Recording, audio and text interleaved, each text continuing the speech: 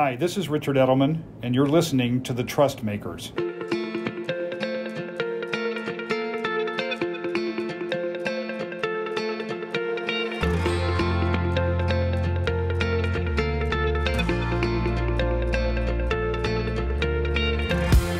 Hi, I'm Justin Blake, Executive Director of the Edelman Trust Institute. Today I'm joined by Stephanie Creary, Assistant Professor of Management at the Wharton School of the University of Pennsylvania and Visiting Faculty Fellow at Harvard's Institute for Business and Global Society. Stephanie is an organizational behavioral scholar and expert on identity, diversity, and inclusion and workplace relationships. We're also incredibly fortunate to have Stephanie as part of our Edelman Trust Institute Advisory Board. Stephanie, great to have you on Trust Makers. Thank you so much for having me. I'm so happy to be here. Great. Well, let's dive right in. I'm lucky enough to know you through our work with the Trust Institute, but for our listeners who might be a little less familiar with your work, can you tell us a little bit about your background and expertise? Yes. So for the past 15 years, I've focused primarily on studying corporate diversity, equity, inclusion practices. Increasingly, that's also included studying corporate board diversity practices, really focused on trying to understand what works with respect to the goals and objectives that company leaders put forth when they're spending their investment and their resources on these practices. So that's sort of where I've been. I've seen a lot happen over the last number of years, and including increased emphasis on linking corporate diversity and inclusion strategies to social issues, social justice issues. So that's sort of how I spend my time for the most part, and excited to be working with the people at the Edelman Trust Institute in some of this work as well. Great. Well, very excited to have a conversation about what works, and also tell us what you're seeing doesn't work as well. I think our listeners are going to be really interested for your viewpoints. Absolutely. There's a lot that doesn't work. So happy to share what works and what doesn't work. To start us off, Edelman just released a Trust Barometer report on the state of trust in the workplace. And what we're seeing is my employer remains the most trusted institution. So much more than government, NGOs, media, and business in general, people trust their own employer. Can you talk to us a little bit about why you think that is?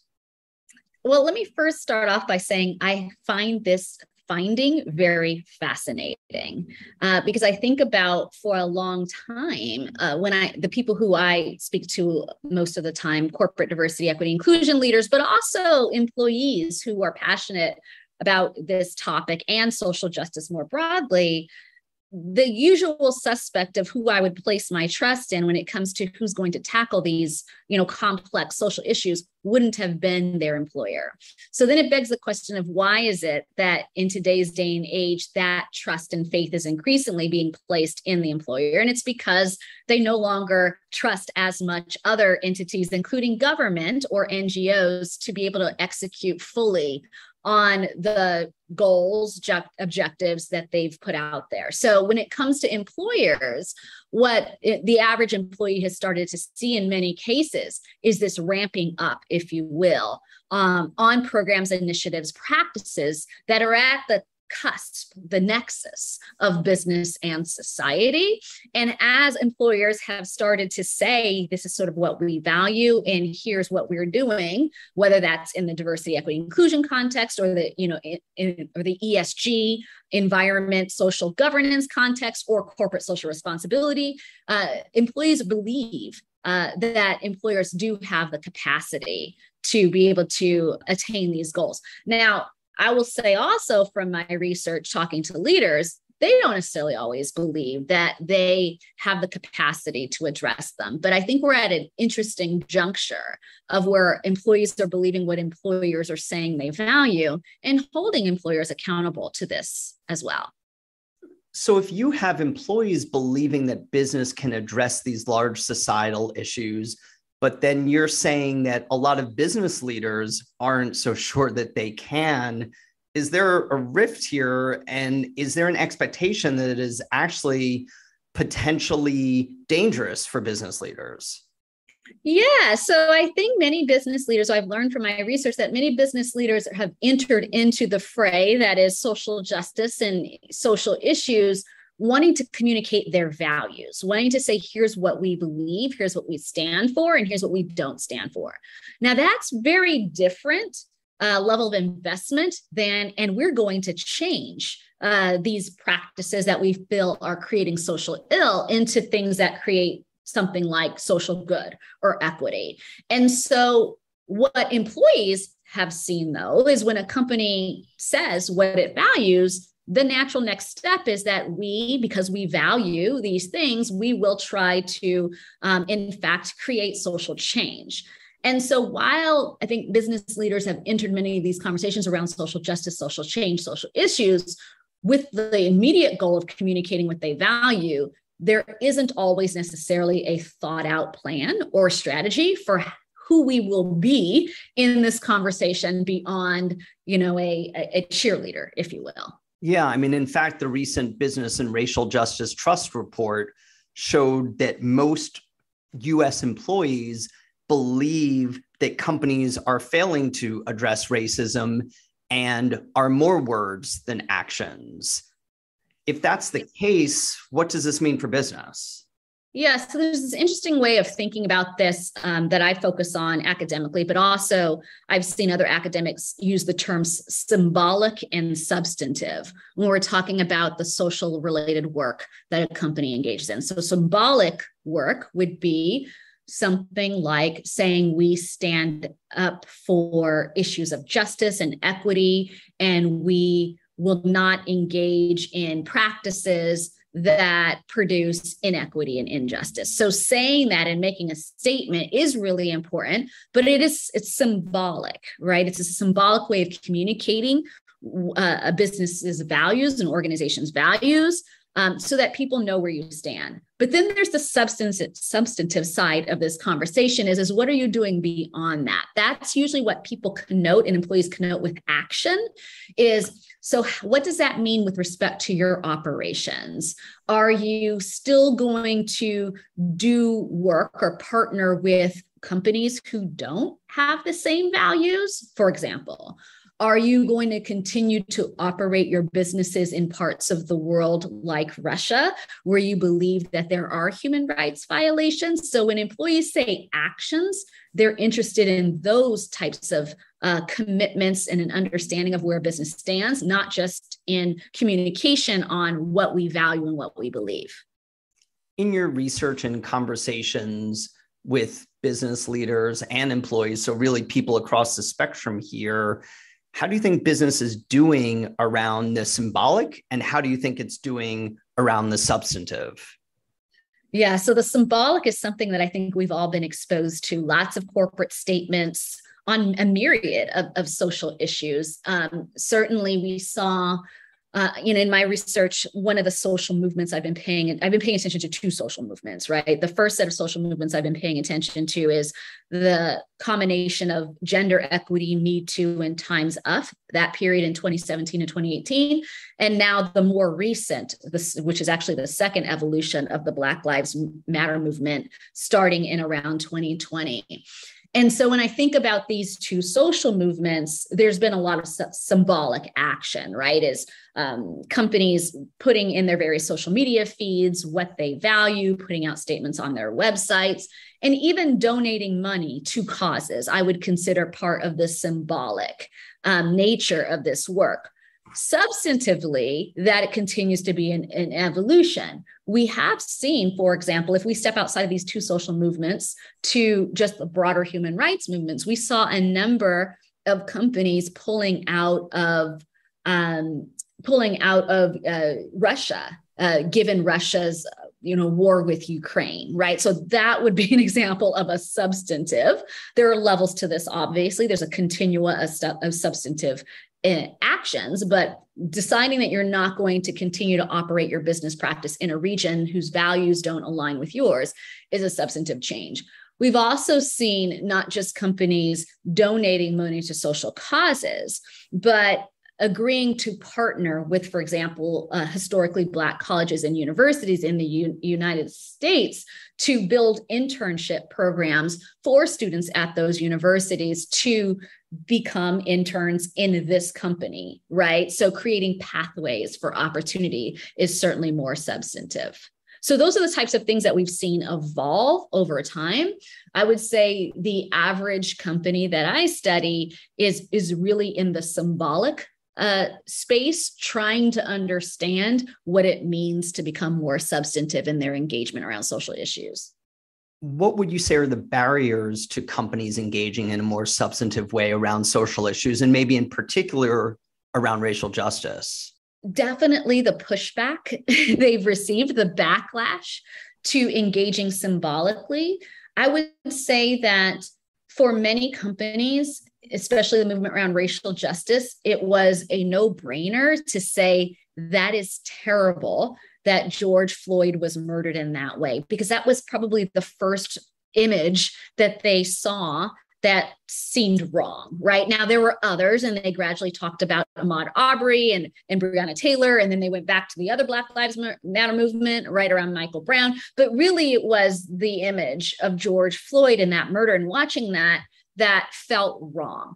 But they did not anticipate how many people they would hear from their various stakeholder communities who said that it's really not your place, dear business leader, to comment on these issues, and that's just quote unquote political.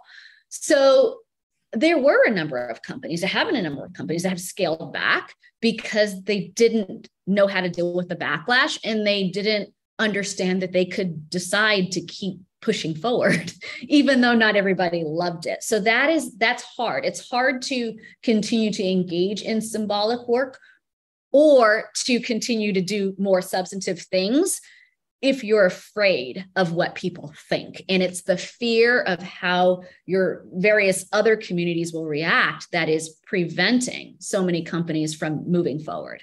I'm a little stuck on the word symbolic because it almost has negative connotations as some behavior is seen as merely symbolic.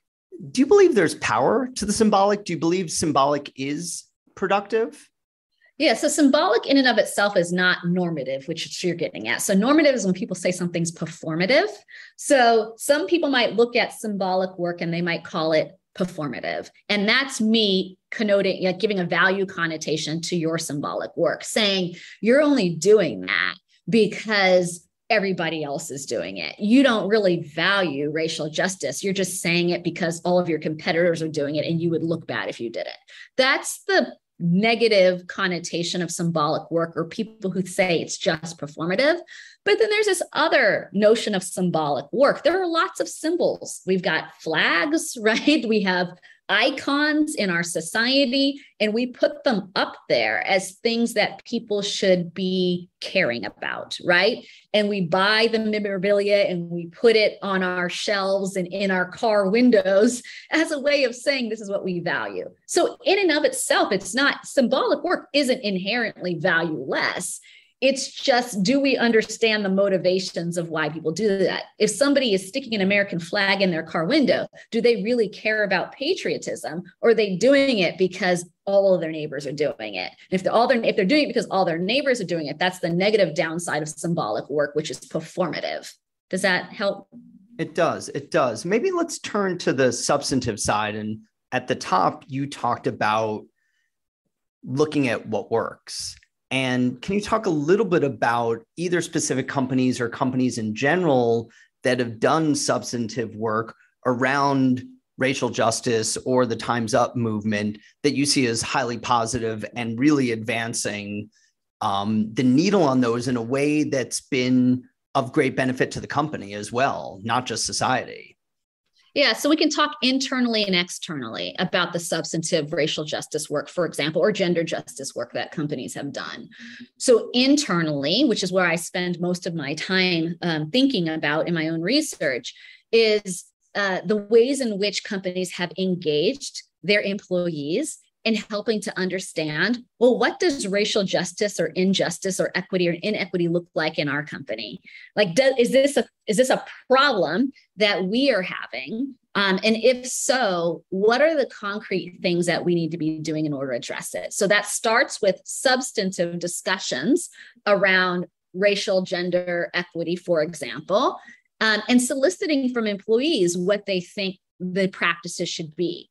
What I've seen happen is companies creating, if you will, strategy making bodies or committees that employees who have a day job but are also given credit for participating in these strategic planning committees to roll out a variety of initiatives. And many of those have been like allyship initiatives. Many of those have been like sponsorship initiatives to move more people who are often not seen for their capabilities and performance, to move them from individual contributors to leaders. So a lot of the internal talent development, how to be a better ally initiative, those are substantive changes that have evolved internally in companies as a result of these various social movements.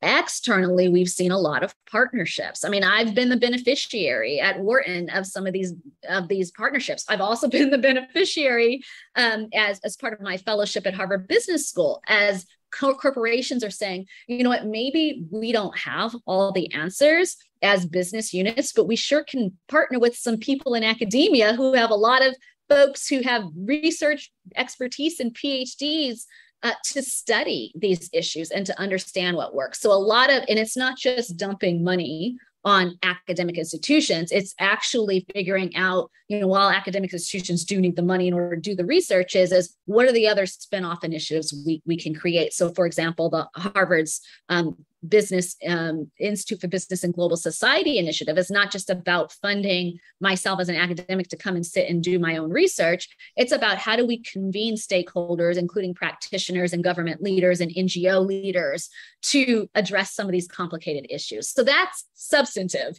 external facing work that I see many companies doing. Great. Thank you for that. Earlier, you talked about the backlash that some companies are facing when they make symbolic statements around some of these social justice movements. That also reflects what's going on in our polarized society right now, right? And what we found in our recent workplace study is that people think the workplace is an island of civility. It's a source of community in a polarized world where my coworkers, my direct reports, and my managers are amongst the most trusted people among our respondents. And we even found that employees feel more comfortable debating contentious social issues with their coworkers than their own neighbors. Can you reflect a bit on those findings? Yes, this is something else that I find deeply fascinating, because when I think about this latest Black Lives Matter movement and my own engagement with companies around research and advising them, there was a lot of fear around engaging in conversations about equity and justice issues because companies didn't understand if it was their place. They were afraid of whether their employees would be able to handle it. Was this going to create a lot of incivility in the workplace context? And so people like myself, experts, spent a lot of time teaching business leaders and their employees how to engage civilly around this topic. And I remember initially jumping into this in 2020, and leaders would say, "You mean we're going to have an entire session on how to be nice to one another?" And I said, well, you can put it that way, but that's exactly what we're going to do. We're going to have an entire conversation, and I'm going to give you a framework. And the framework that I had created at the time was called RACE.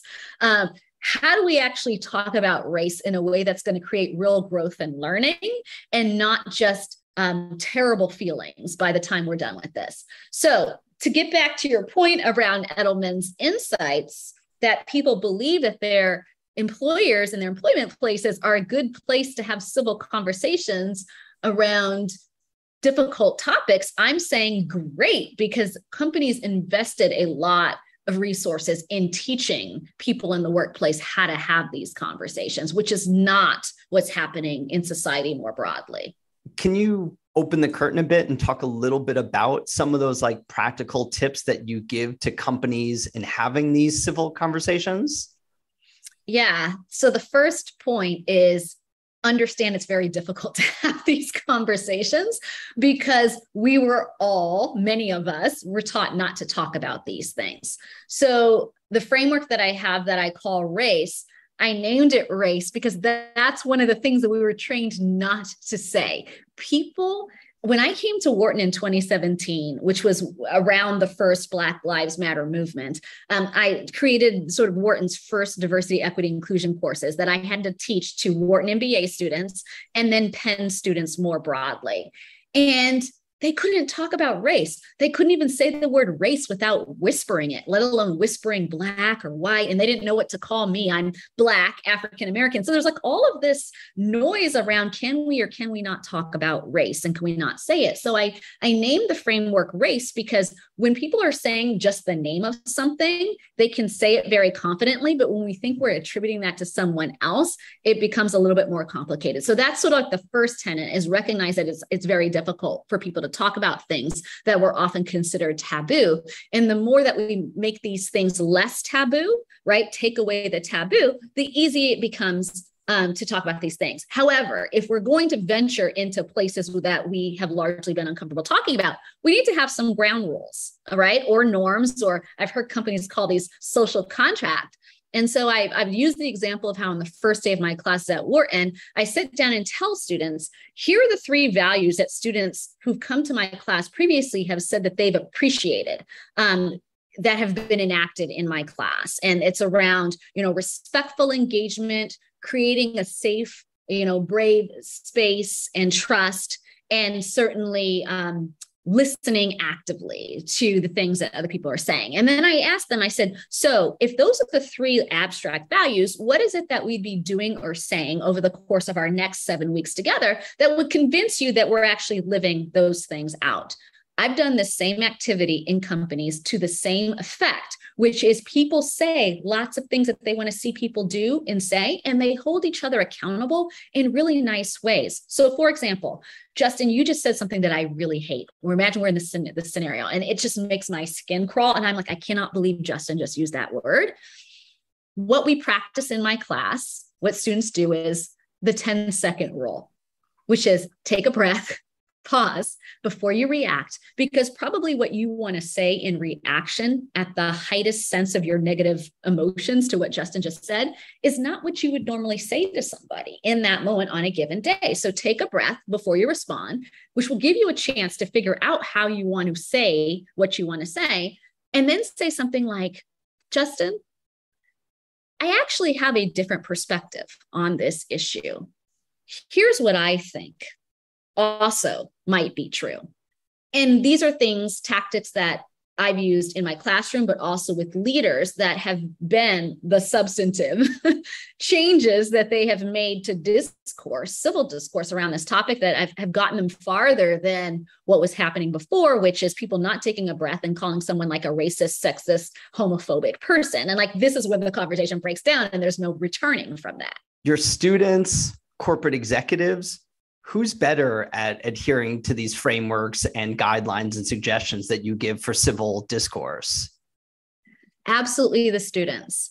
And I will say that because the students are held accountable in the form of a grade in my class. It's amazing what accountability does, right? So the students know that they are getting graded on their ability to maintain an inclusive classroom environment to learn and grow. Their participation is graded. It's 30% of their grade, how they engage with one another in my class. And then the other 70% are like creating PowerPoint presentations around case-based DEI initiatives or reading a case study and writing something. But 30% is how do you engage in the context of this class with me and with other people? So what's not happening? Why are they better at this? Is because not every company out there is understanding that in addition to, producing whatever it is that we create or giving services to external people in the best way possible, they don't appreciate that in order for that to happen, we have to have a good internal culture where people treat each other with respect and dignity and are inclusive. And they don't always grade people. as harshly as I do on that. And so it's the accountability that is created in the classroom environment that makes people take this stuff seriously in ways that corporate environments don't always hold people accountable in the same way that the college professor does. Got it. Well, let's stick in the classroom for a minute then. We have found that 6 in 10 young employees expect employers to inform discussion on societal issues both inside and outside of the workplace. So essentially, as much as it's a general expectation for employers to be speaking about societal issues, amongst young employees, that expectation is even much higher. Is that what you find in speaking to your students and other Gen Z folks that you interact with? Yes, absolutely. You know, the students who I interact with these days, and remember I don't even know what, I asked them not to tell me what years they were born, because it's hard enough knowing that on average, they're anywhere from 18 to 27, but they were born, more recently than you and I were. And when they recount the things that they started learning in kindergarten, in elementary school, and even people from other countries, it's not even just the US.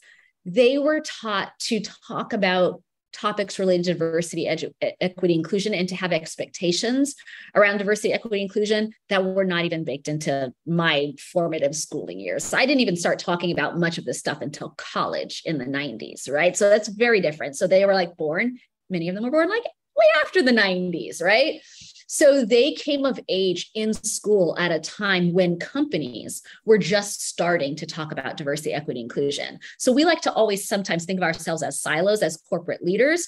We have to understand that the movement around talking about diversity, equity, inclusion in companies coincided with the movement to talk about these things in the schools. So they started learning much younger than we were when we started learning about this. So what are their expectations? Their expectations is that we talk openly about diversity, equity, inclusion. They go to diversity, equity, inclusion training. We recruit people expecting that they value diversity, equity, inclusion, that all contributions are important, though not all will end up at the end of the day being integrated into the decision-making.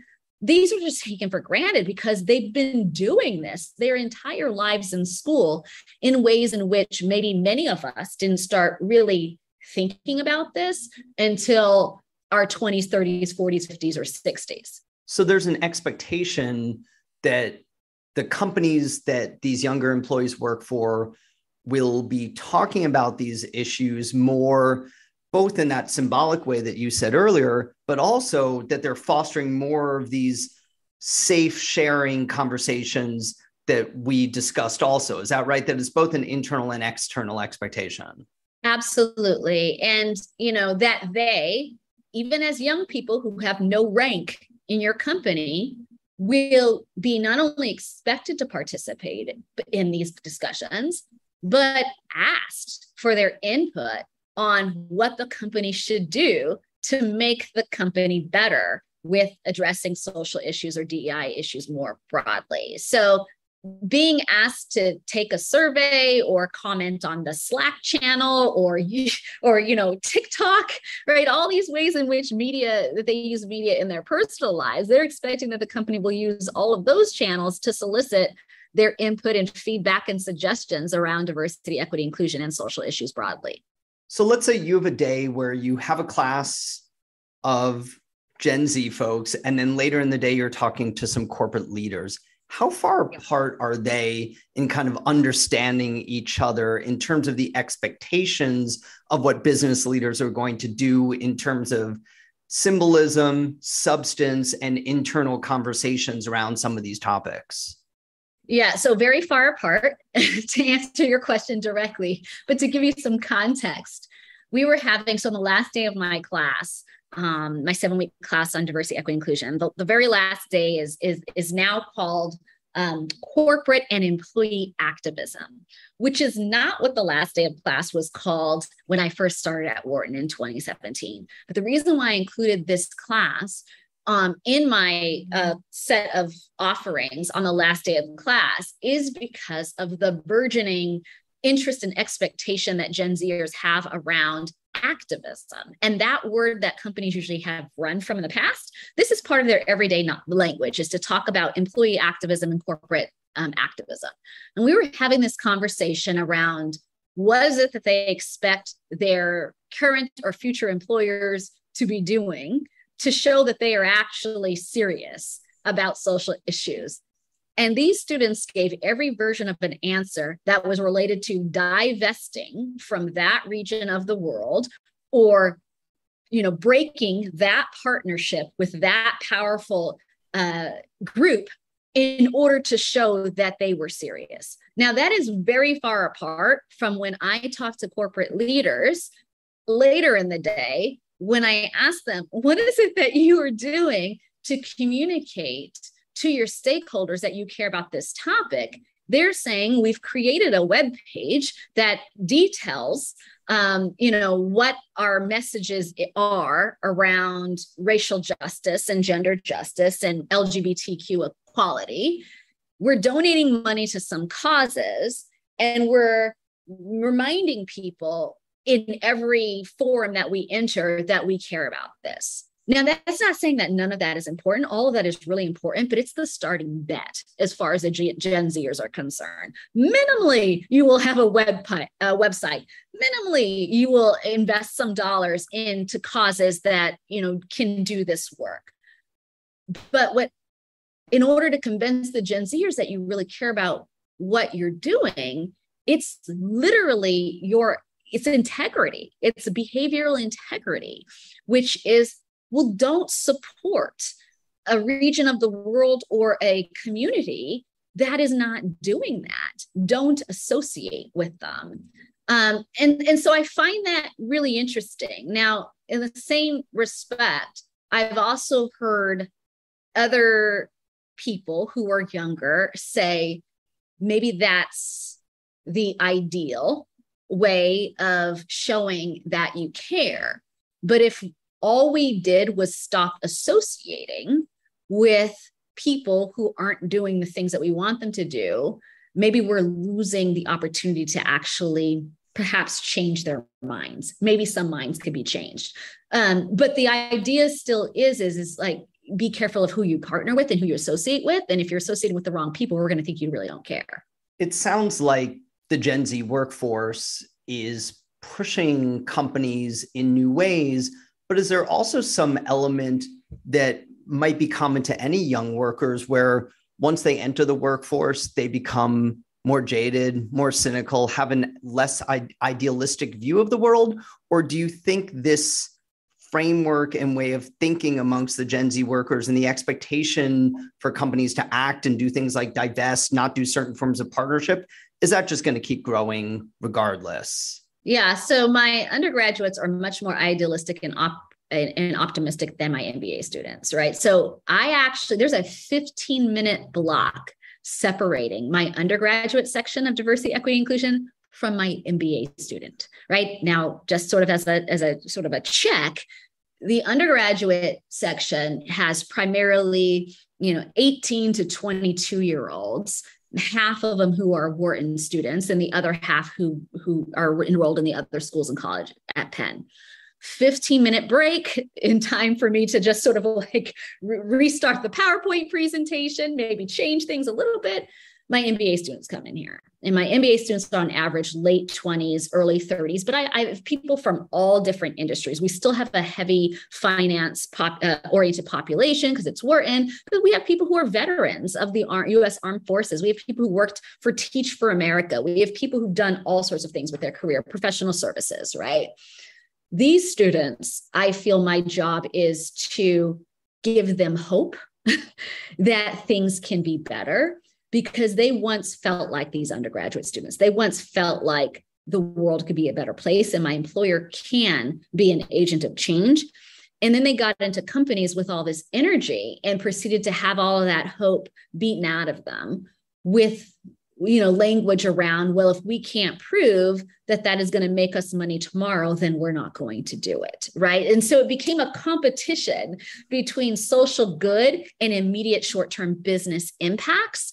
And so I do see that. But when there's these larger social movements, as there have been many of them, the MBA students cycle back to this really engaged and optimistic, wanting to be the center of change that maybe these undergrads still feel is sort of self-defining. And those disillusioned Wharton students, how are they reacting? Are they leaving the workforce? Are they switching jobs? Are they becoming activist employees? Like, what are they doing? Or are they simply getting absorbed into the system? So many of them came back to school and pursued an MBA in order to help figure this out. So that's a lot of the population that I deal with is they were so disillusioned. They didn't know what else to do. So they're going to go get an MBA.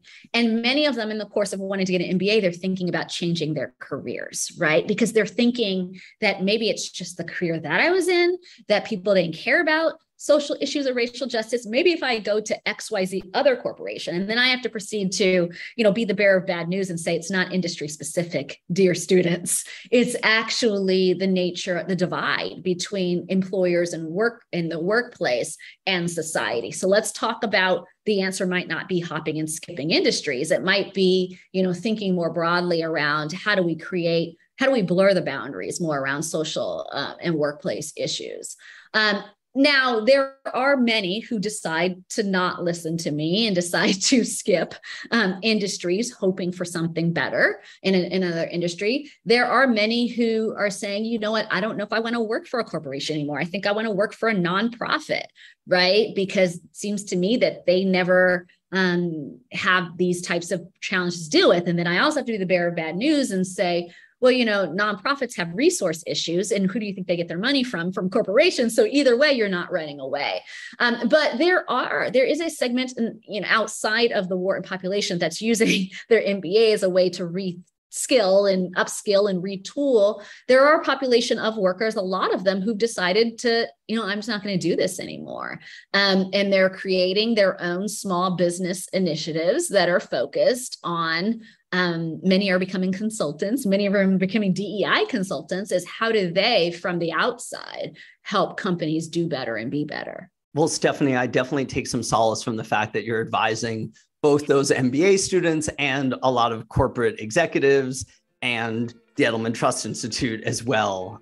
Really appreciate all of your work and appreciate you taking the time with me today. And to our listeners, thank you for listening to The Trust Makers. Thank you for tuning into The Trust Makers, an Edelman podcast in partnership with Advertising Week, where we speak with leaders and other trust builders across institutions. See you next time.